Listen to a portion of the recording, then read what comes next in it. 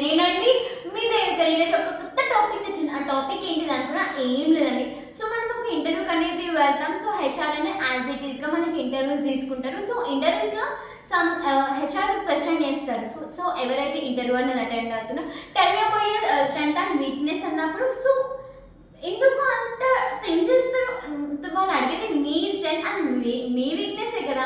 ఎందుకంత తడబడుతున్న నాకు అర్థం కాదు. మీరు మీ స్ట్రెంగ్త్ ఏదుందో మీ వీక్నెస్ ఏదుందో అది చెప్పేయచ్చు కదా.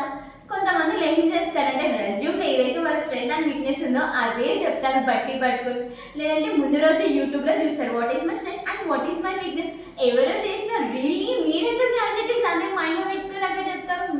మీ స్ట్రెంగ్త్ ఏందో మీ వీక్నెస్ ఏందో మీరే చెప్పచ్చు కదా. ఎందుకంటే మనకి first impression is the best impression కదా ఫ్రెండ్స్. ఇలా ఎవరైనా చేస్తున్నా తప్పకుండా చేసే ఉంటారు ఫర్ ద ఫ్రెషర్స్ కానీ ఎక్స్పీరియన్స్ కానీ ఒక్కొక్కసారి. సో అలా చేయకండి. మీ స్ట్రెంగ్త్ ఏదుందో మీ వీక్నెస్ ఏదైనా అదే చెప్పేసేయండి. ఇట్ ఈస్ బెస్ట్ కదా. సో ఇలా ఎవరైనా ఉంటే ఈ వీడియోలో మనకి షేర్ చేయండి.